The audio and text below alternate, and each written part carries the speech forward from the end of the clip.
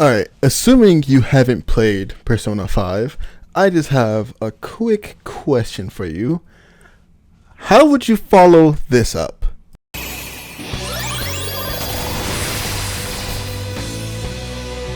Pillage him! Sataniel!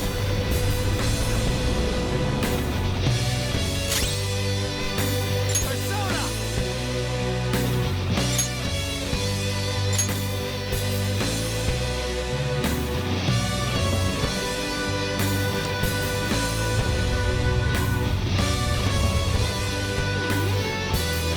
Be gone. Preposterous! You dare wrong the people's wishes!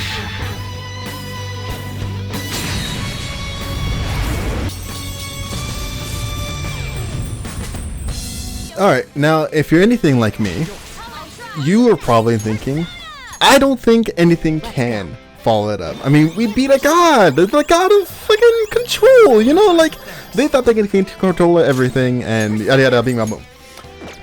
What if I told you that a single therapist, not a god, just a guy wanting the best reality for everybody, trumps that and throws this game and its message on top of its head? So this is Maryuki. I slowed it down so you get a good view of him, and he plays as this game's therapist throughout the game for the traumatic events that happen at the beginning of the story. And from there, you build up your confidant with him, and slowly but surely, he realizes that you're a phantom thief, which is somebody who can change someone's heart, which is like the point of Persona 5, right? And taking the knowledge that he got from you, he created his own palace, one that covers the entire world, and puts them in a reality where nothing bad happens to them.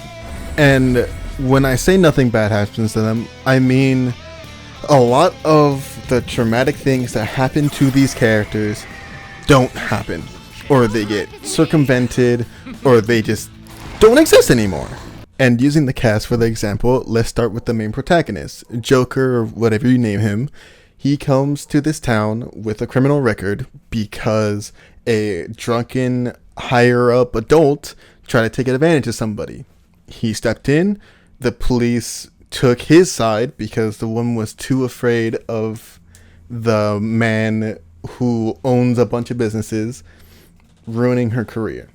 Ryuji had his leg broken and his track and field team and futures all ruined because of a adult who saw the school essentially as his palace and thought he can do whatever he wanted. On, who saw her friend get assaulted by the same adult that Ryuji encountered and was chastised by the entire school just because of the way she looks. We have Yusuke, who is alone because the only caretaker he had was his mom, and his mom died in an accident. And so he was taken in by an adult who took advantage of him and used his talents for his own bidding. Should also say the person that took him in also killed his mom. He is the reason why she is dead. Makoto, whose parents are in the picture, the only person she has is her sister. And even then, their relationship is strained. Futaba is a shut-in because her mom died right in front of her as a kid, and she always blamed herself for it. She doesn't know why it happened, doesn't know what happened, but she blames herself as a youngin'.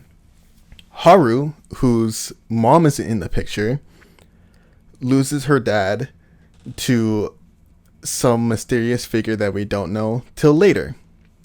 Akechi is someone who was always following someone else's plan and doing their bidding, and the one time he stood up for himself, the one time he did something that he thought was right, it cost him his life.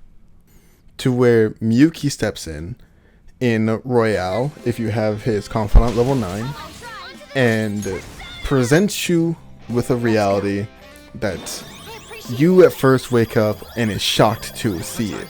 Morgana's a human, not a cat. Futaba's mom is not dead. And Akechi is alive. And seeing everybody is weird, but they're all happy. They're all living their best lives.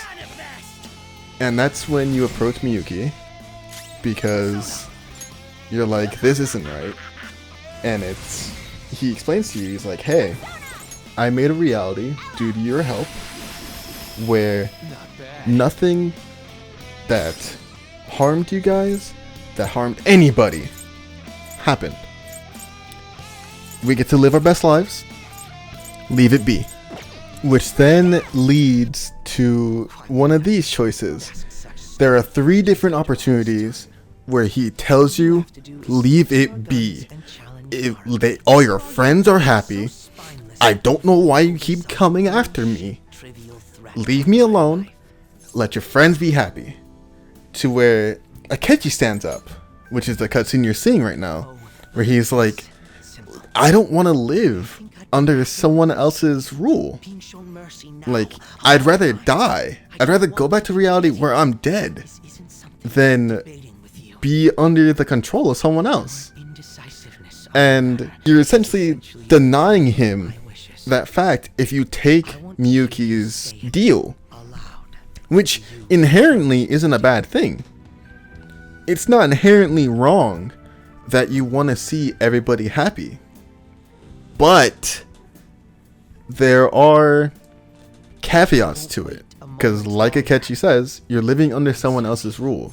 Because technically speaking, he's the king of the palace. He's the ruler of the palace. Whatever he wants, goes. But what he wants is everyone's happiness, which isn't inherently wrong. But that's where all the hardships come in. And that's where Miyuki's greatness as a twist villain comes in. Because in the last cutscene, everyone's together. Even Akechi. You know, everybody's happy, just chilling. Like the friends you guys all are. You always wanted to be friends. You always wanted to just chill together. And this is the one time you can be happy. He even comes in at the very end to take a picture for all of you. All the good friends together. Okay. But it's bittersweet because, yeah, everyone's happy. And the only 2 that knows what truly transpired is you as Joker and Maryuki. And he gets to walk away knowing that you, the player, feel like you made the right decision. And you get to live your life with everybody. But that's when the bitterness kicks in. And I don't say that lightly. Because in this credit sequence, you see everyone living their best lives. The lives they wish they had. Ryuji's on the track team, smiling with everybody. Everybody likes him. They don't hate him. They don't think he did anything wrong. Like in reality. On's with Morgana. Presumably gone together, started dating. From the picture at least. And they're going out, seems like on a date, going on a shopping spree. Having fun. Like they never could have before. And then it transitions and you see Shido. Someone who in base game was assaulted and tried to end her own life. But here, she's happy, smiling. Because none of that happened. Like it wasn't real. Yusuke's with his mentor. His mentor presumably never needed to kill his mom. And Yusuke's learned to be better and to become the best artist he can. And he's happy in this reality. Makoto's with her sister and with her dad. Something she could have never experienced before because they both were always so busy. She had to grow up by herself. But here, it's something that she would have wished for. Futaba got to see her mom again, and not only just again, but grow up with her. Didn't see her die before her very own eyes. And it's something, again, that another character would have wished for. Haru's dad never died. He never got corrupted by greed. Never needed to be stopped. Which then meant he never needed to have his heart changed in the first place. Which leads to him not dying to Crow. You and the only other person that knows about the deal, other than Maryuki himself, decide to just play board games with each other and have fun in this reality. And I hope you notice I keep saying in this reality, because in the base game of P5, where the reality you're shown is the one you're given, you're always punching up. Everything's trying to keep you down. And it felt like there was no time to be happy other than the brief windows between finding your next target. But this ending gives you the ending where everyone can be happy. You know? Like, it's not inherently bad.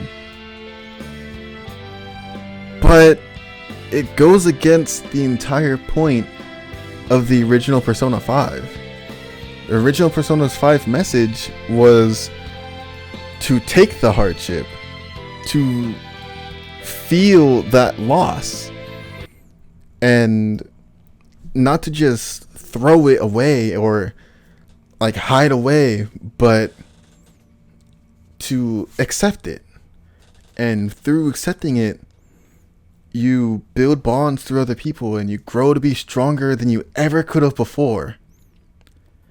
And that's where I think the beauty of Persona comes in, and the beauty of this good ending, I should say, because it's technically a bad one, which is why everyone considers it the bad ending, because you throw everything away just to be happy.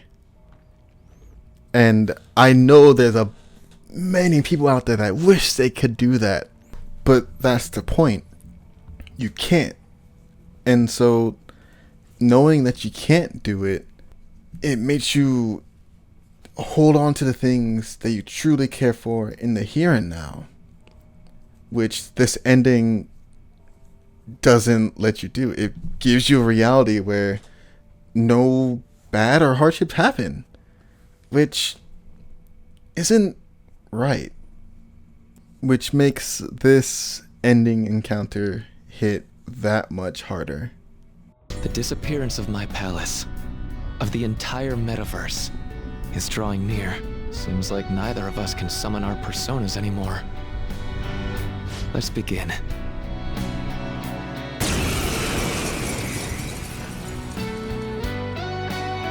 I gave up everything! Everything! So why?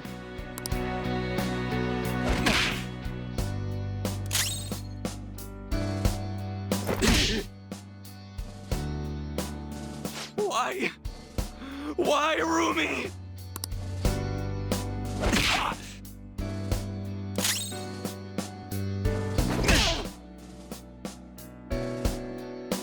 A reality where no one suffers.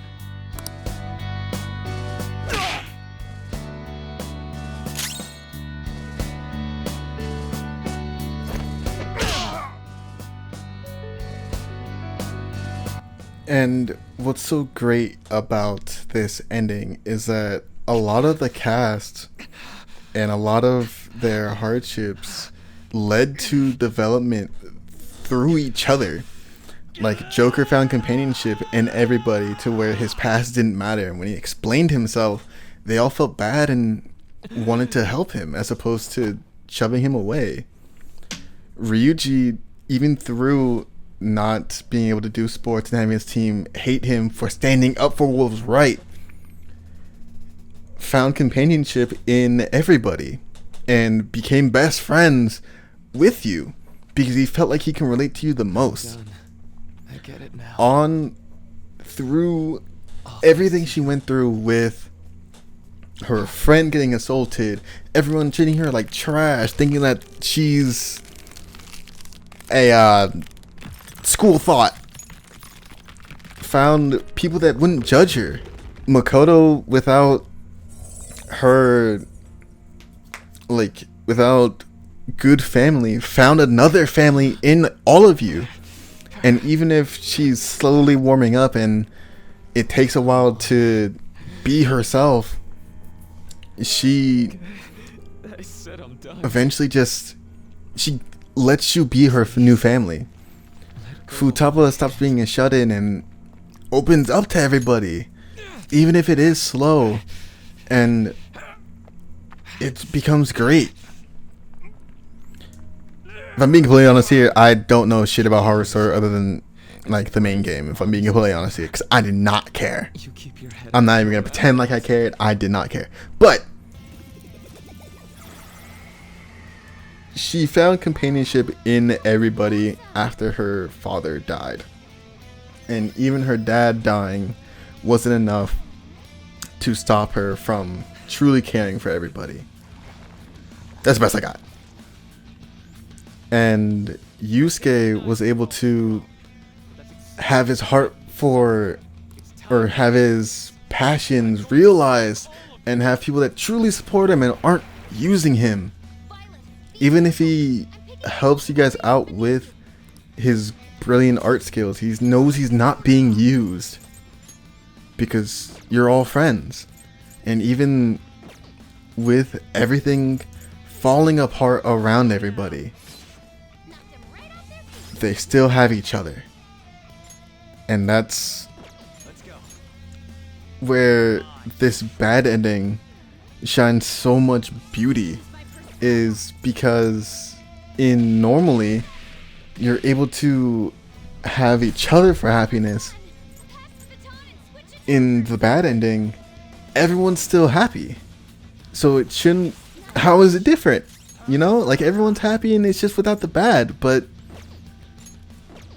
those bad experiences shaped everybody to who they were. And so denying that from them is essentially denying part of them as a person. So that ending was a lot more than just let's have everyone be happy.